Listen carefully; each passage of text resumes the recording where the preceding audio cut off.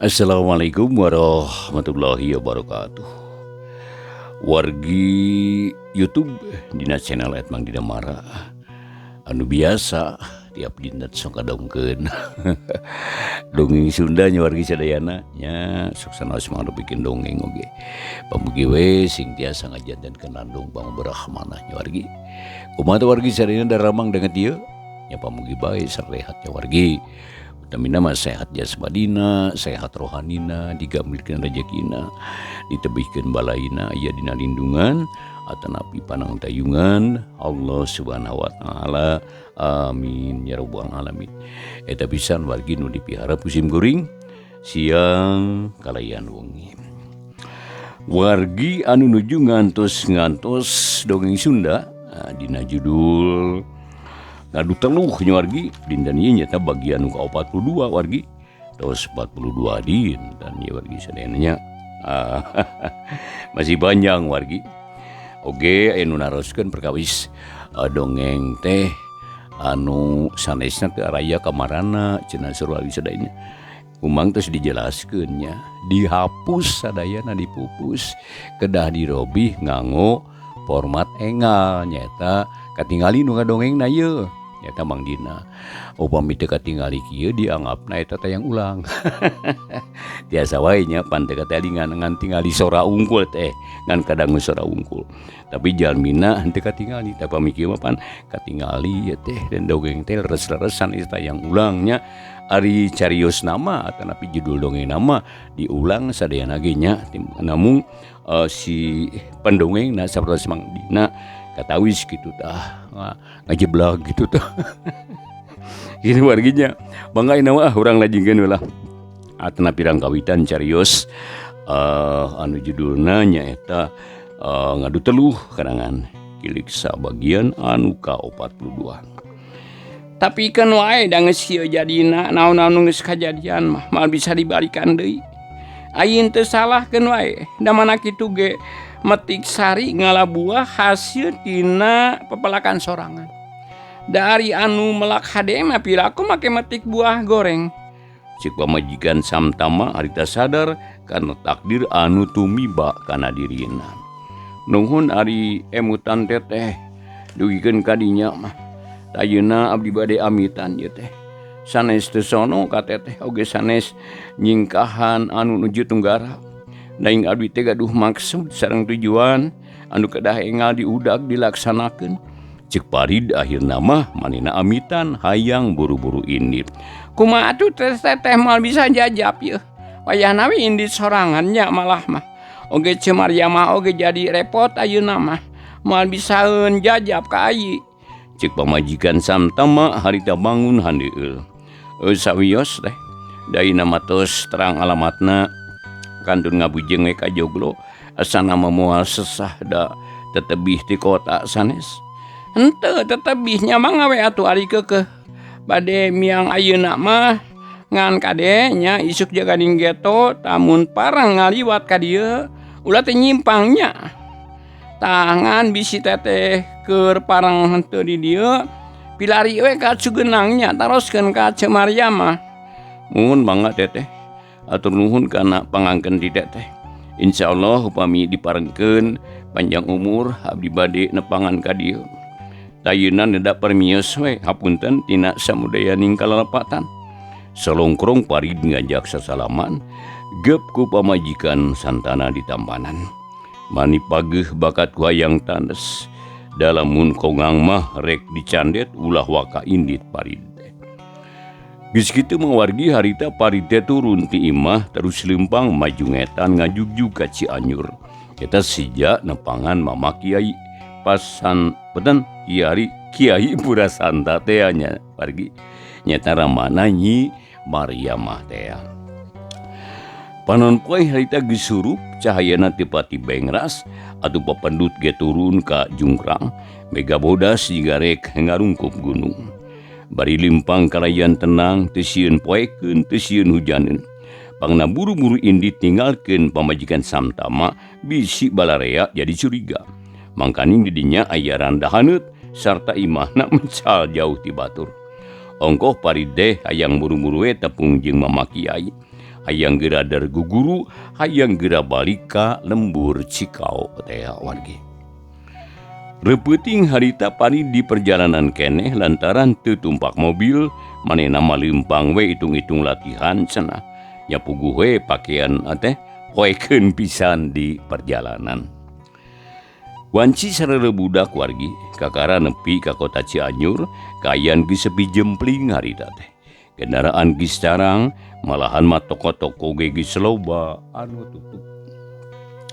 Parid harita leumpang nama pai trotoar rulat reret neangan tempat anu merenah keur leureuh. Rek kakatuhu aya toko emperna rada lega atuh terus nyimpang. Teu loba pikir goledag ngagoler di angal kuleungeun reupeurem bari ngarasakeun kacape.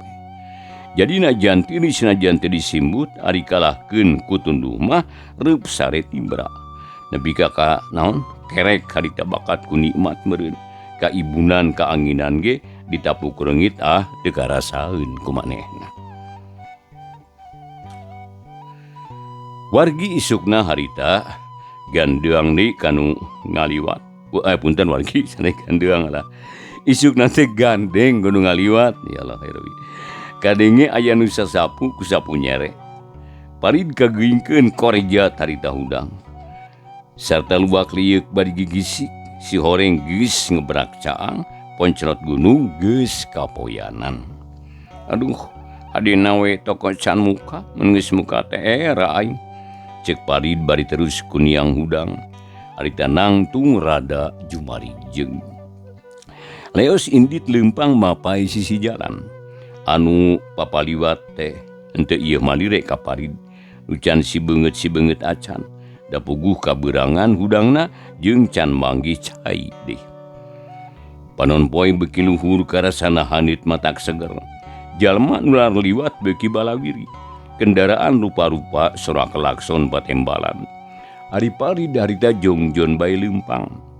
Gok jeung tukang peuyeum anu harita dieureunkeun ku Parid.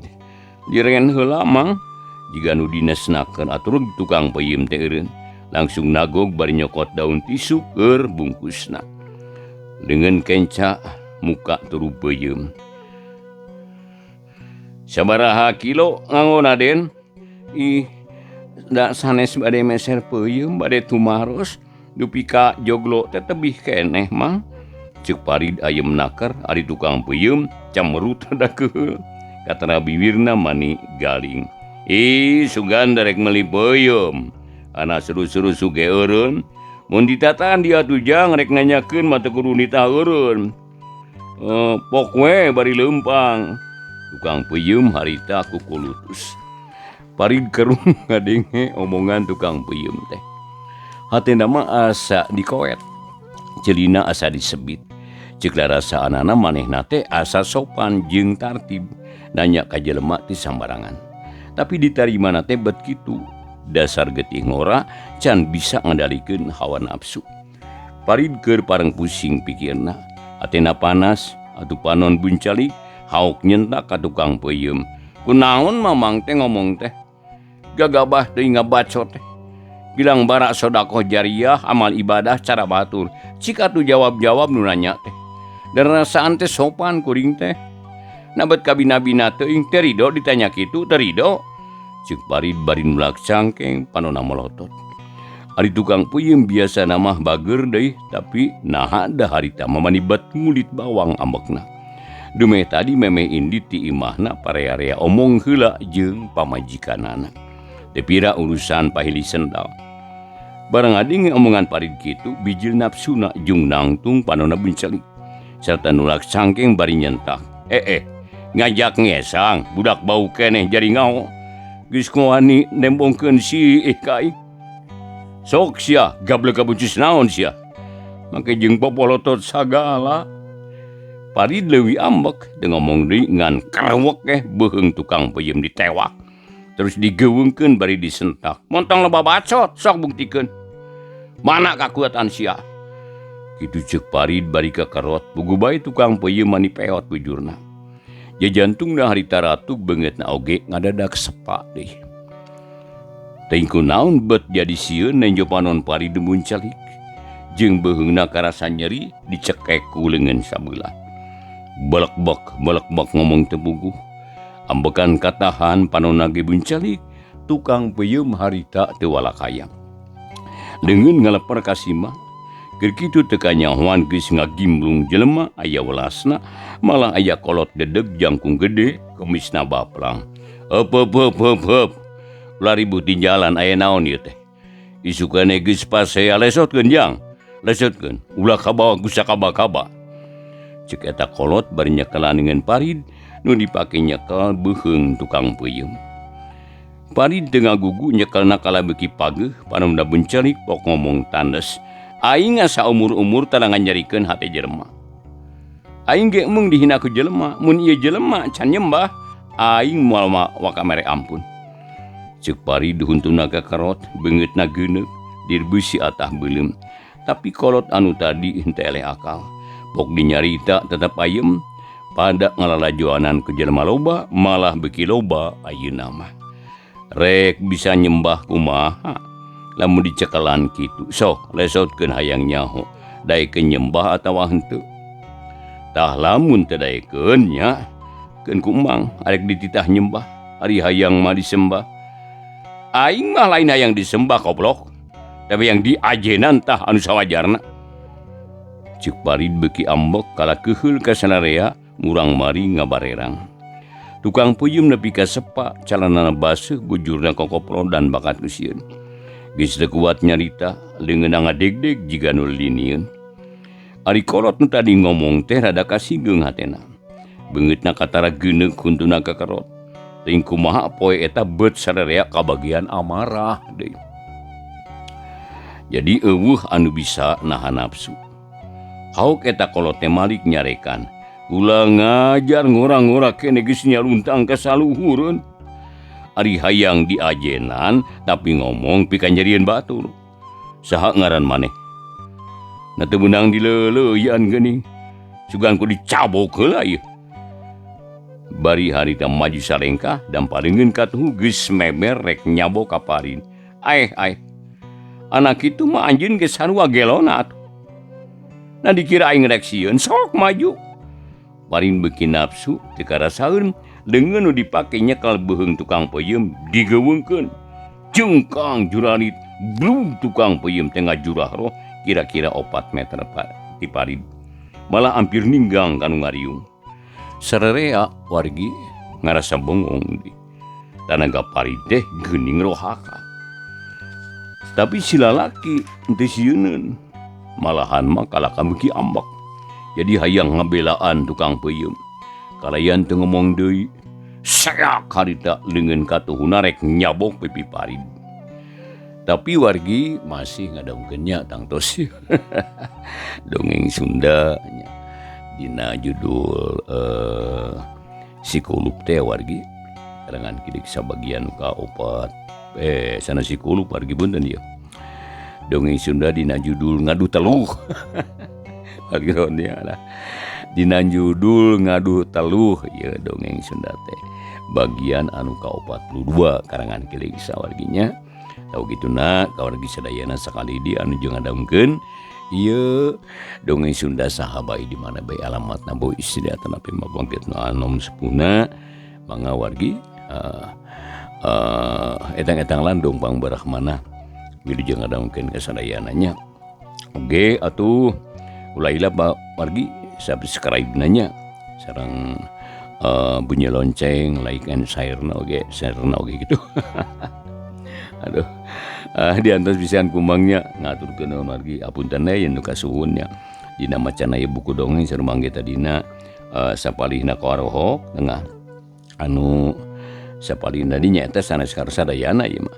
Da bukuna catatanana parantos sepuh teh jadeun siketikana teh sami sareng warna buku. Gitu warginya. Tahu gituna era-era di lebah gitu tak. Tahu gituna hapunten kasuhun. Mangga ayeuna urang lajengkeun bae ieu carios Ngadu Teluh bagian nu ka-42 ieu. Tapi ngan sakilat Parid teh harita ngagilekeun sirahna. Dengan katuhu newak pigelang musuh dikadut sakaligus, telonjong musuhna ditotog dijajabkeun ku dambal suku anu dijejekeun kana bujurna. Cekuk jurali cedoak tarangna kana tangkal mahoni. Goak eta laki ngagorowok buru namru terus gugurung terus gegerungan bari nya kalantarang. Sageprakan teu walakaya. Jalma anu ngariung harita undur-unduran. Eueuh nu anjeun deukeut. Ari tukang peuyeum harita geus sudang deui. Leungeunna ngadeg-deg terus harita ngadeuketan kana peuyeum. Malangin bisi diiri ku parid. Bari jeung nyeri awake regeyeung peuyeumna ditanggung di bawah indit. Katenjo ku parid teu panuju nenjo tukang peuyeum ngaleos teh. Sabab kudu tanggung jawab heula kana kajadian eta teh. Lamun tukang peuyeum eueuh di dinya moal aya saksi, engke parid bakal disangka jelema euah-euah. Urang ngaributkeun nyen kaonaran hauk nyentah. Hei tukang peuyeum, eureun heula sia.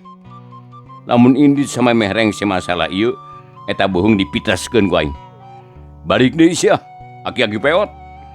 Ceuk parid bari nulak cangkeng harita.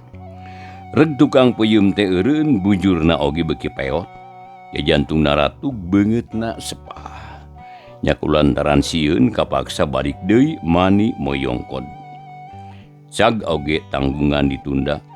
Parid ngadeuketan kek nyekal deui beuheung tukang peuyeum pok ngomong. Bejakeun ku anjeun. Yen ieu kajadian teh sia nu boga pokalna. Hayo sia. Lamun teu ngomong sajujurna dipodaraan sia ku aing. Tukang peuyeum gugup memeh ngomong cebuk cabak heula. Geus kitu pok ngomong rada teu puguh susunanana oge.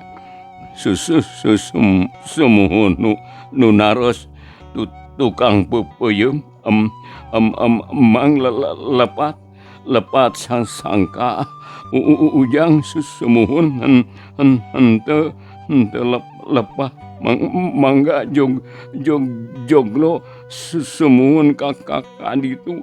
Bari nunjuk ku jempolna anu ngariung aya nu seuri aya nu colohok teu ngarjieun.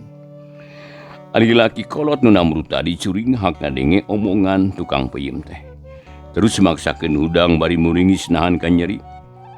Pok nanya ka tukang peuyeum, ngomong nu bener kumaha mimitina ieu teh. Gara-gara maneh terang aing jadi buncunur ieu. Terangkeun anu bener kadinya. Kitu cenah. Pokna jadi nyalahkeun ka tukang peuyeum. Atuh bari jeung sieun ge derekdek tukang peuyeum teh nerangkeun ti mimitina. Jadi ku sararea di Bandungan akhirna makaharti si horeng aya salah paham. Anu ngabalukarkeun silih rengan nimbulkeun papaseaan. Nya salah maneh atuh. Na ditanya-tanya bae manikeun ka ngambek. Jawab nu nanyakeun mada moal matak rugi, komo mun dipenta peuyeum meureun. Pirage ditanya nepi ka embung ngajawab. Cik lalaki anu kolot teh. Jadi beuki keheuleun nyalahkeun ka tukang peuyeum. Parid mah cicing we teu ngomong deui, malah lalaunan mundur ninggalkeun tukang peuyeum anu keur digelendeng ku eta lalaki. Wargi sadayana tukang peuyeum teh ngaluk tungkul harita. Jadi pada ngagelendeng ku jalma loba. Da ari geus kahartieun mimiti nama sararea ge ngamaklum ka parid tang tu wae ambek ari kitu mah. Ari parid wargi geus ngiles teu kanyahoan ngaleosna. Barang si lalaki Malik rek menta dihampura, parid geus eueuh. Nya puguh kageteun pok nanya kanu ngariung. Dulur, ka mana eta leosna jajakan nu tadi teh eta? Tinggal ieu eueuh nu bisa nerangkeun. Nah ka mana ari parid? Atuh si lalaki heraneun da piraku ari eueuh anu nenjo pisan mah. Tapi keukeuh da eueuh anu ngabejakeun.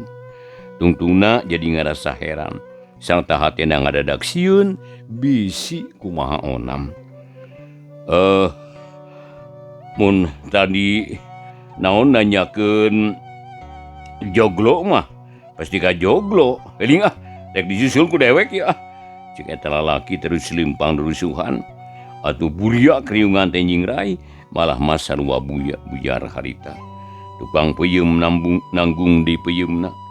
bari jeung hatena gegebegan bakat kurewas teh awan ge. Teu nyana manehna bet kudu ngalaman kawiwirangan. Wargi sadayana ayeuna urang kocapkeun di parid. Geus leumpang mapai trotoar rek neangan joglo. Hatena arita panas keneh. Tapi rada kaupahan dume si lalaki anu kolot tadi akhirna mah jadi mihak ka manehna sarta nyalahkeun ka tukang peuyeum teh. Nyabarang keur jongjon leumpang kadenge aya anu gegeroan ti kajauhan. Bari lumpat ngudag ka parid. Mimitina mah najan kanenge ge henteu digugu tapi panasaran. Reg harita manehanana eureun terus ngaliuk. Ari breh horeng si bapa nu tadi ngudag. Rek naon cenah ka aki-aki teh make ngudag aing. Panasaran hayang kene tarung kitu teu naon. Diladinan ku aing. Hitung-hitung tama kesel keur ngalengitkeun incok aing. Ceuk teh parid harita bari nyisi gek diuk dina batu panonna nenjokeun anu lumpat ngadeuketan ka manehna. Tikung sedila wargi harita teh serog si bapa teh datang. Napasna meningah hegak atuh kesangna oge ngucur. Jadi can pok ngomong da capek keneh. Ari parid terus nangtung pok ngomong. Bisi panasaran keneh mah. Sok urang ijen patutunggalan. Keur aing moal sieun moal keung modar ge moal aya nu nyeng cerikan. Hayu maju deui. Bari gugupai ka eta lalaki. Ulah kitu jang kasep. Bapa mah lain rek ngajak tarung. Da hayang gelut tiap ka dieu. Kanu ieu urang ngobrol sagedeung. Tembal eta lalaki leuleuy nakar. Punten leuleuy nakar kituna teh bari gek diuk dina batu. Handapeun tangkal anu ngaroyom ka sisi jalan. Parid harita teh kerung. Teu ngartieun tapi teu buru nurut kana pangajak eta lalaki. Gek harita teh diuk gigireunana tapi bari tetep waspada bisi aya bancang pakewuh. Jang bapa hampuranya. Bapa geus kabawa ku sakaba-kamba galajur nafsu ngumbar amarah. Kalah milu pasea teu bupuguh. Oge batian tah tarang bapa buncunur. Balas tidagor kana tangkal. Bapa minta diampura, bapa rumah salah. Ngan disagigireun teh eta, bapa teh panasaran. Hayang nyaho kana ngaran Ujang, naha saha Ujang teh nu sanjana. Mulih di mana, atanapi bade angkat ka mana. Ceuk si bapa supanaker, panonna melong ka parid. Salah, lamun kuring teu ngahampura ka jelema nu geus ngaku salah. Bari minta dihampura, heug dihampura lahir batin. Kuring teh boga ngaran parid, tas ti Cugenang reka joglo. Tapi lembur joglo teh can nyaho nyananyakeun ka tukang peuyeum. Da ceuk kolot ge indit ka mana-mana ge moal nyasab lamun daek tatanya. Tapi hanjakal si tukang peuyeum kasabelan teh ditanya sabener-bener kala nyarekan.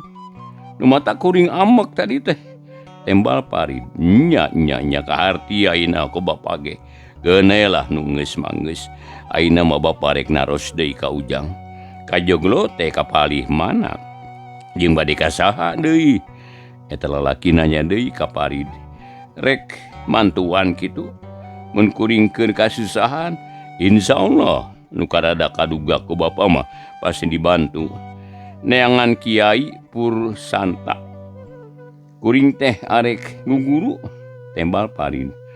Oh, bade ka Mama Pura.